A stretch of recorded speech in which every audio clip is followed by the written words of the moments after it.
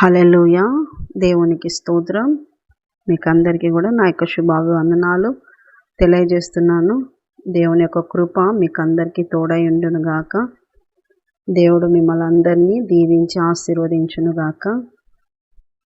ఈరోజు దేవుని యొక్క వాక్యము యోబు గ్రంథము 5వ అధ్యాయము 17వ వాక్యము.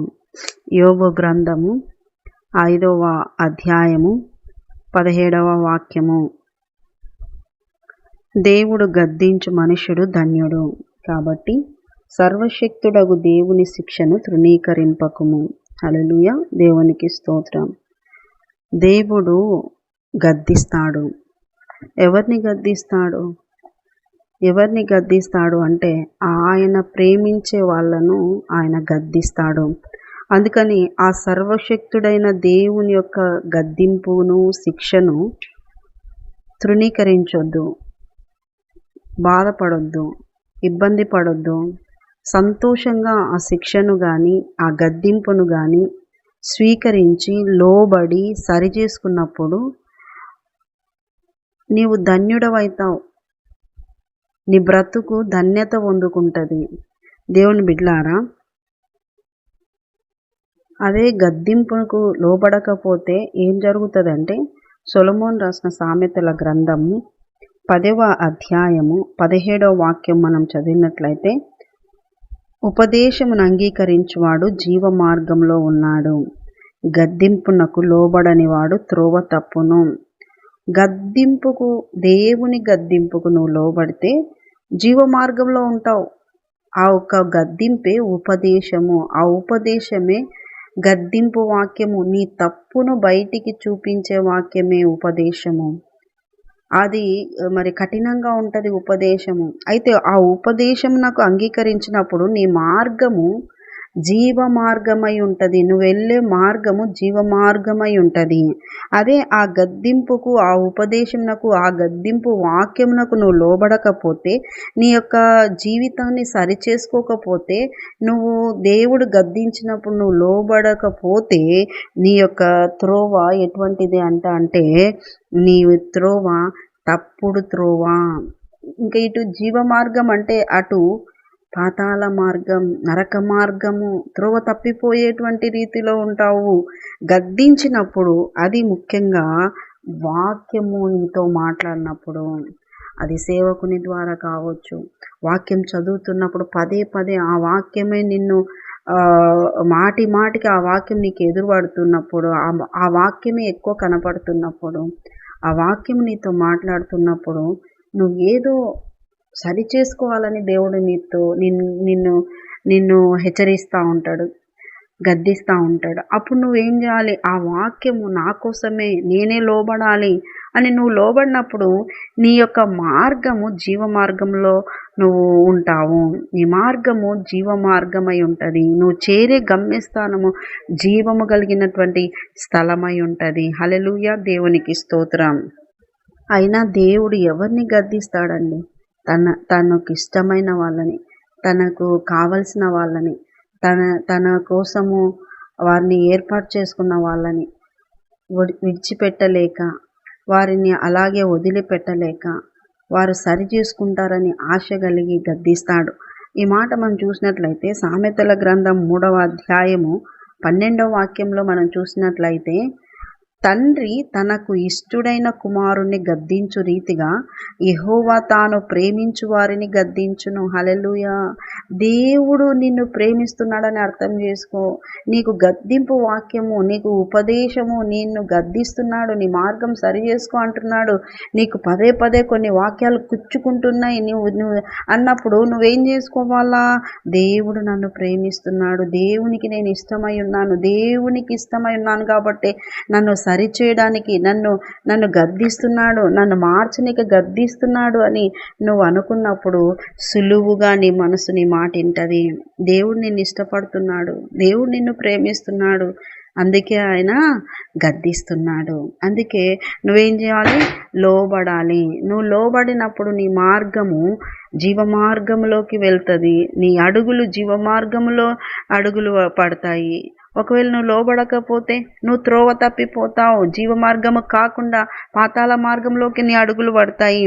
దేవుని బిడ్డలారా, దేవుడు తన శిష్యులలో ఒక శిష్యుడైన పేతురుని గద్దిస్తాడు.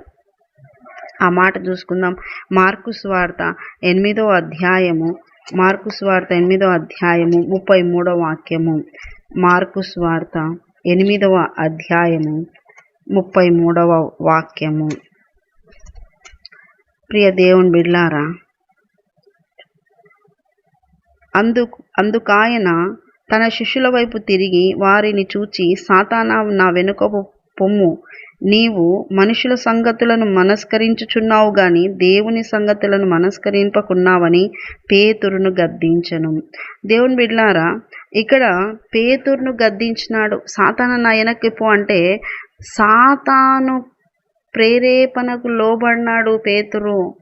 అందుకని ఆ యొక్క ప్రేరేపణ, ఆ మాటలు ఏమంటుంటాడంటే, దేవుడు అంటాడు, యేసుక్రీస్తు వారు అంటాడు, నేను సిలువకు అనేక హింసలు పొంది ఈ యొక్క శాస్త్రుల చేత, పెద్దల చేత, ప్రధాన యాజకుల చేత నేను చంపబడి సిలువ వేయబడి 3 రోజుల తర్వాత నేను లేస్తాను అని ఆ యొక్క జన సమూహానికి బోధిస్తున్నప్పుడు ఇక పేతురు అంటాడు, ప్రభువా, నువ్వు ఎందుకు ఇలా చెప్తున్నావు?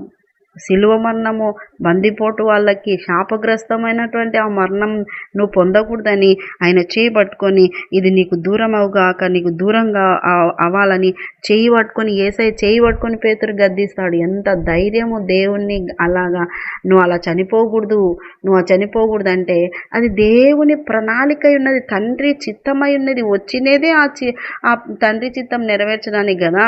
ఆ తండ్రి చిత్తమును తెలుసుకోవాలి. ఈ యొక్క యేసయ్య ద్వారా వీళ్ళు లోబడాలి. కానీ పేతురు అంటున్నాడు, నీకు అది దూరం అవ్వాలి అని దేవుని యేసయ్యనే గద్దిస్తా ఉన్నాడు. అప్పుడు దేవుడు అంటాడు, నీవు మనుష్య సంగతులను నువ్వు మనస్కరించుచున్నావు. దేవుని సంగతులను మనం మనస్కరించాలి. మన ఆత్మీయ నేత్రాలు తెరవబడితే కానీ మనము దేవుని యొక్క సంగతులను మనస్కరించలేము. లోక సంబంధంగా నువ్వు యేసయ్యను వెంబడించినంత వరకు నీకు ఆత్మ సంబంధమైన నేత్రాలు తెరవబడవు. లోక సంబంధమైన దీవెనలు, ఆశీర్వాదాలు, అవి పొందుకోవాలంటే నువ్వు మనుష్య రీతులుగా, మనుష్య ఆలోచనలను, మనుష్య సంబంధమైన రీతిలోనే నువ్వు మనస్కరిస్తావు. అయితే దేవుని సంగతులను నువ్వు కానీ ఆలోచిస్తే నువ్వు లోబడుతావు. అందుకనే పేతుర్ని దేవుడు యేసయ్య గద్దిస్తాడు. నువ్వు ఎందుకు అలా ఆలోచిస్తున్నావు? మనుష్య రీతిగా ఎందుకు ఆలోచిస్తున్నావు? నువ్వు మనుషులు ఆలోచించినట్లు నువ్వు ఎందుకు ఆలోచిస్తున్నావు? నిన్ను అలా మనుష్య రీతిగా చేసేది ఎవరు అంటే సాతాను. సాతాను మిమ్మల్ని కూడా అప్పుడప్పుడు అలాగా ఆలోచింపజేస్తూ ఉంటుంది. పేతురు ఆలోచన ఏంటంటే, ఇప్పుడిప్పుడే బాగా ఫాలోయింగ్ పెరిగిపోయింది ప్రభువానికి, ఇప్పుడిప్పుడే బాగా అందరు జనాలు వచ్చిపోతున్నారు, బాగా చాలా గుమికూడిపోతున్నారు, జన సమూహం ఎక్కువైపోయింది, నిన్ను వెంబడించే వాళ్ళు ఎక్కువైపోయినారు, ఇంకా నువ్వే మెస్సి అని అనుకుంటున్నారు, ఇంకా నువ్వే రాజువు, నువ్వు రాజు అయ్యి మాకు కొన్ని అధికారాలు ఇస్తావేమో అనుకుంటే, అన్నీ వదిలిపెట్టుకొని నిన్ను వెంబడిస్తున్నా మాకు నువ్వు నీ యొక్క రాజ్యంలో అధికారాలు ఇస్తావని, నువ్వు రాజు అవుతావని మేము ఆలోచిస్తుంటే, నువ్వు సిలువనెక్కుతాను, 3 రోజుల తర్వాత చనిపోయి 3 రోజుల తర్వాత లేస్తానంటావేంటి అని పేతురు యొక్క ఆలోచనలు. మనుష్య రీతిగానే వెంబడించినాడు పేతురు. అప్పుడు యేసయ్య, నువ్వు ఎందుకు అలా ఆలోచిస్తున్నావు? దేన్ని బట్టించి నువ్వు నన్ను వెంబడిస్తున్నావు? దేన్ని బట్టించి నువ్వు నాతో ఉన్నావు అని గద్దించి, మనుషులు ఆలోచించినట్లుగా భూలోక సంబంధమైన వాటి విషయాలు ఆలోచించొద్దు. నేను తండ్రి చిత్త ప్రకారం నెరవేర్చనీకి వచ్చినాను. నీ ప్రేమతో, నీ యొక్క ఈ లోక సంబంధమైన ఆలోచనలతో నన్ను కూడా లాగొద్దు అని సాతానా నా వెనక్కి పో అని గద్దించేస్తాడు. నిజంగా గద్దింపుకు మరి పేతురు లోబడినాడు. హల్లెలూయా, దేవునికి స్తోత్రం. ఎంతగా అంటే పశ్చాత్తాపడతాడు. ఒక దినాన ఆయన తెలియదని చెప్తాడు, కానీ సిలువ వేసేటప్పుడు నాకు తెలియదు, యేసయ్య ఎవరో తెలియదు అంటాడు. కానీ ఆ తర్వాత చాలా పశ్చాత్తాపడతాడు. యేసయ్య కొరకు ఎంతగానో మరి వాడబడతాడు. కనుక ప్రియ దేవుని బిడ్డలారా, దేవుని గద్దింపుకు లోబడాలి. దేవుడు చెప్తున్న సంగతులను ఆలోచించాలి. అది భూలోక సంబంధమైన వాటితో లింకు పెట్టి ఆలోచన చేస్తే నీకు అర్థం కాదు. ఆత్మ సంబంధమైన రీతిలో నువ్వు ఆలోచన చేస్తే ఆయన యొక్క మాట నీకు అర్థమవుతుంది, ఆయన గద్దింపు నీకు అర్థమవుతుంది, వాక్యం అర్థమవుతుంది.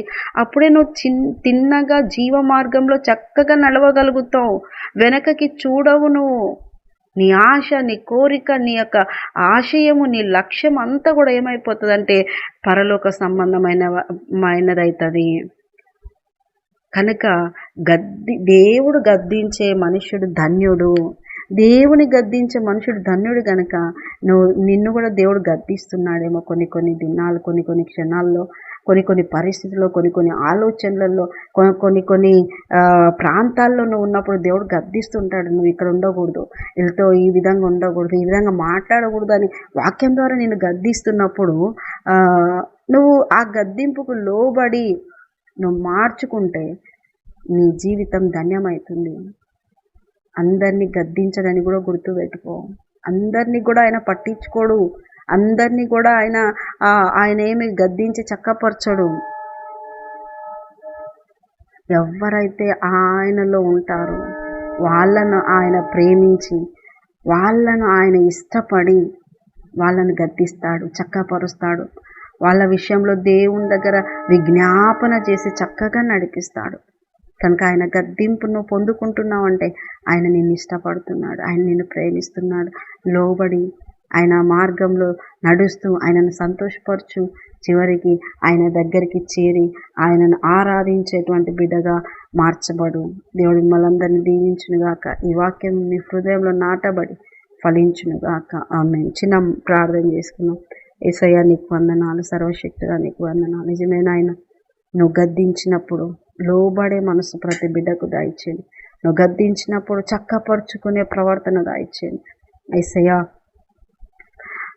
నువ్వు గద్దిస్తున్నప్పుడు లోకంతో కంపేర్ చేసుకొని అయ్యా తప్పిపోకుండా ఆత్మ సంబంధమైన ఆలోచన కలిగి ఏ విషయాలైనా ఎటువంటివైనా మార్చుకునేటువంటి మనసు దయచాల్సిందిగా ప్రార్థిస్తూ విన్నవారిని మీ చేతికి అప్పగించుకుంటూ యేసు పరిశుద్ధ నామములో అడుగుతున్నాం మా తండ్రి. ఆమేన్, ఆమేన్, ఆమేన్. యేసు రక్తమే జయం, సిల్వ రక్తమే జయం. ప్రభు యేసు నామానికి సంపూర్ణ విజయం కలుగునుగాక. ఆమేన్, ఆమేన్, ఆమేన్. Good morning. Praise lord. దేవుడు మిమ్మల్ని దీవించునుగాక. ఆమేన్.